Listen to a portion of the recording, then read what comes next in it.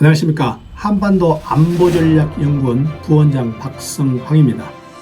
지금까지 일본을 우리가 어떻게 알차고 우리가 보고 싶은 걸 볼 수 있느냐, 이 문제에 대해서 세 번에 걸쳐서 말씀드리는데, 오늘은 그 마지막 날로서 여러분들이 일본에 가서 과연 그러면 우리가 어떻게 여행을 해서 뭘 봐야 될까, 이 문제에 대해서 집중적으로 여러분들한테 말씀을 드리겠습니다. 우선 여러분들이 일본에 가시면서 비즈니스로 가실 때 문제죠. 비즈니스로 가실 때는 여러분들이 일본인은 본능적으로 경제적인 감각이 좋다, 이렇게 생각하시고 가시면 좋습니다. 왜? 일본 사람들은 여러 가지 지금까지 자기네들이 가업을 계승하고 또 여러 가지 장사를 해오면서 그걸 몸에다 축적을 시켰기 때문에 우리 한국 사람들보다는 경제적인 감각이 조금 더 좋다고 보셔도 됩니다. 자, 두 번째, 일본 사람들은 장인정신이 투철하다. 왜 장인정신이 투철한가? 일본은 지금 수백 년 된 기업이 수십 개가 있습니다. 그리고 일본 정치도 마찬가지지만 세습하는 게 일본 사회에서는 아예 미덕으로 생각하고 있는 거죠. 그러니까 자기 직업을 세습하는 거, 이거는 당연한 일본 문화 중에 하나가 된 거죠. 두 번째, 매뉴얼 사회입니다. 매뉴얼 사회의 특징은 뭐냐면은 이 앞전 파트너가 한국에 누구하고 만나서 이런 얘기를 했고 이런 얘기를 해서 어떤 결론이 나왔다, 그걸 자기네들 그대로 고수하려는 그런 과거 지향형 매뉴얼 사회의 그런 습성을 가지고 있다. 그래서 그 부분을 분명히 여러분들이 이 앞전 했던 사례를 알고 가셔야 된다. 그리고 또 하나, 일본은 집요하고 장기적이다. 하나 문제를 가지고 우리한테 집요하게 여러 가지를 요구하고 또 집요하게 계산을 하기 때문에 그 부분에 대해서 우리가 반드시 대처를 하고 가야 된다. 또 하나, 중개인이 필요하다는 거죠. 일본 사람들은 반드시 가운데서 중개 역할을 하는 사람들의 그 역할이 굉장히 크다. 그래서 그걸 무시하면 안 된다. 자, 이런 여러 가지 비즈니스 상의 문제가 있고, 자, 그러면은 막상 여러분들이 비즈니스가 끝나고 여행을 하게 된다. 그러면 어떤 분야에 중심을 둬야 될까? 예를 들어서 이렇습니다. 볼 게 많은데 뭘 봐야 될 거냐, 이거죠. 여러분들이 일본의 맛집에 가서 일본 사람들의 행동을 보시면 그게 가장 일본 사람들을 정확히 평가하시는 겁니다. 그런데 맛집이가 행사가 있는 건 아니죠. 그렇기 때문에 여러분들은 뭘 또 보실 수 있냐? 도시보다는 농촌을 보시는 게 낫습니다. 도시에서는 한국의 IT 문화가 발달돼 가지고 한국 도시 시설이 너무 좋기 때문에 일본과 거의 진배가 없습니다. 농촌에 가가지고 일본 사람들한테 실생활, 그리고 일본 사람들의 어떤 사는 모습을 보는 게 굉장히 좋다.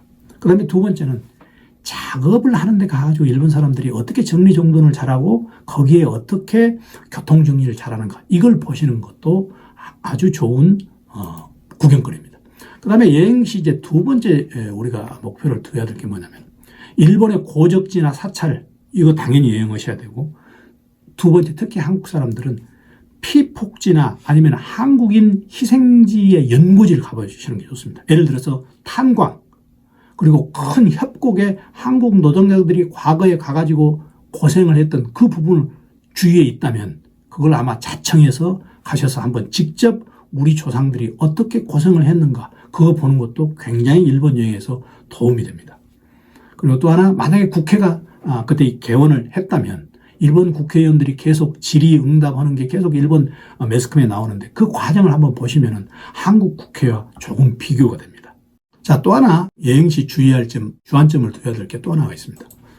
한류 문화의 실상을 꼭 한번 확인을 해보셔야 돼요. 물론 오사카도 있지만 동경의 신주쿠 오쿠보도리 가보시면은 도대체 일본 젊은 사람들이 얼마만큼 한류에 지금 열광하고 있느냐, 그걸 바로 보실 겁니다.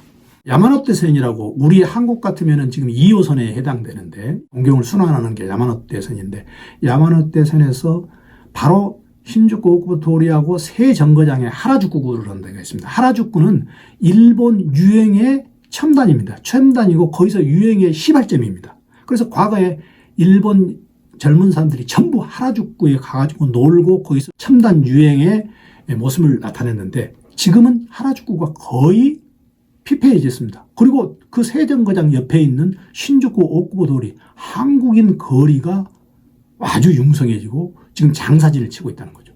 그걸 바로 여러분들이 눈으로 보시면 아마 이해가 훨씬 편하실 겁니다. 그 다음에 만약에 여러분이 시간이 있다면 일본의 맛지리 보시고, 일본에는 시인은 없어도 맛지리는 여러분들이 꼭 한번 보실 필요합니다. 일본에서는 데모하고 이런 장면이 거의 보실 수 없습니다. 히비야 공원 가면 막 두서너 명, 20, 30명이 하는 그런 모습은 보실 수 있을지 몰라도 그 외에는 거의 보실 수가 없고, 이 맛지리는 군데군데 있으니까 좀 보실 필요가 있다. 또 하나, 여행 가서 꼭 일본 사람들한테 길을 물어보십시오. 일본 사람들이 얼마나 친절하는가 바로 여러분들은 눈에 느끼실 것이고, 또 질서를 한번 확인해 보십시오.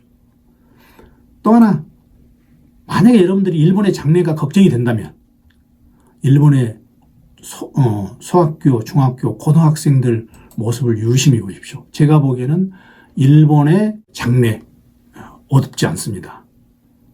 이 초, 중, 고생들 굉장히 여러분들한테 일본의 미래에 대해서 여러 가지로 여러분들한테 암시를 줄 겁니다. 일본인의 특징을 보통 우리가 세 가지로 요약해라 할 때는 친절하다, 그 다음에 겸손하다, 그리고 남을 배려한다. 우리가 보통 이렇게 말을 하지 않습니까? 여러분은 이걸 가지고 일본 사람들을 한번 도대체 얼마나 친절한가, 그리고 얼마나 겸손한가, 얼마나 배려심이 있는가, 그걸 직접적으로 확인해 보시면 됩니다. 또 하나, 만약에 여러분들이 여러 가지 행사장에서 일본의 가정 모습을 볼 수 있다면 그걸 일본의 가정과 한국의 가정을 비교해 보는 이런 것도 굉장히 유익합니다.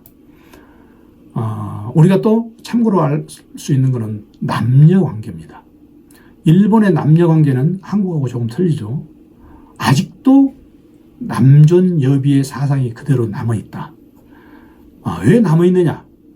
여러 가지 일본의 역사적 그리고 주변 환경에 따라 남아있는데, 이 남존 여비가 어느 정도 진행이 되는가, 그걸 여러분들이 한번 눈여겨보시면 보실 수 있습니다. 예를 들어서 이렇습니다. 일본에는 미투 사건이 거의 없었습니다. 한국에 한 7, 8년 전에 미투 사건이 아주 한국에 유행할 때 일본은 미투 사건이 거의 없었습니다. 왜 그랬는지 그것도 여러분들이 여행하시면서 한 번씩 보실 수 있을 겁니다. 전체적으로 일본 사회는 자기 분수를 아는 사회입니다. 빕새가 황새 걸음하는 그런 사회가 아니라는 거죠. 그게 도대체 일본 어디에서 우리가 볼 수 있는가, 그걸 우리가 목표로 할 수가 있습니다. 전체적으로 이제 정리를 해보겠습니다. 일본은 일본 문화는 어떤 문화냐? 진화된 문화입니다. 그러니까 일본 사람들은 우수하지는 않지만 자기의 문화를 갈고 닦으면서 계속적으로 기록하고 보존하면서 유지를 해서 발전을 시키는 문화입니다. 예를 들어서 이렇습니다. 지금 한국에는 향가가 25수밖에 안 남았죠. 삼국유사, 삼국사기 이런 데 이제 남아있는 게 25수인데, 일본에서는 그 시대에 향가와 비슷한 일본의 왁가가 4,500수가 남아 있습니다. 그 시대뿐만 아니고 일본의 중세시대 수천 수의 시들이 그대로 남아있어서 지금까지 보존되어 있습니다. 한국은 많이 없어졌습니다. 일본에서 한국인들이 얼마만큼 시를 잘 쓰고 얼마만큼 글을 잘 썼는지는 한국 사람들에 대해서 일본 사람들이 평가하는 거 보면 아시겠지만, 한국 사람들은 그렇게 기록하고 보존하는 문화가 없었는데 일본은 그 문화를 보존한다는 거죠. 그것도 여러분들이 여행하시면서 박물관 가보시면 알 수 있을 수 있습니다. 그리고 음식도 일본에서 우리가 김치, 불고기가 들어가는데 일본 사람들은 이걸 일본식화 해가지고 다시 자기네들 음식으로 만들었다. 여러분들이 만약에 일본 골프장 가면은 거의 대부분의 골프장에서 여러분들 김치를 드실 수 있어요. 이 정도로 김치가 일본 문화의 하나가 됐습니다. 그런 음식 문화도 우리가 일본에 와서 직접 보실 수가 있습니다. 그런데 우리가 이제 조금 더 여행 중에 여러분도 고민을 해봐야 될 게 있습니다. 왜 우리는 일본인과 사고방식이 다른가? 이걸 생각을 해보십시오. 집단주의 대표인 일본과 개성주의가 넘치는 한국의 장단점이 무엇인가? 과연 국가를 경영하는데 어느 게 필요하고 어느 게 도움이 되었는가? 자연재해가 많은 일본의 특징, 그리고 사무라이 시대를 오래 거친 일본의 특징과 우리의 특징을 한번 비교해 보시고, 마지막으로는 여러분들이 일본은 그러면 우리에게 득이 될까 해가 될까를 결론을 여러분들이 한번 나름대로 내려보십시오. 한국과 일본이 그리고 어느 방향으로 가야 될까? 역사 문제, 그리고 뭐 독도 문제, 위안부 문제, 그리고 이걸 어떻게 우리가 해결을 해야 될까? 만약에 여러분들이 거기까지 생각이 미친다면 여러분들은 일본 여행을 성공하셨으리라 봅니다. 지금까지 4번에 걸쳐서 시청해 주셔서 감사합니다. 고맙습니다.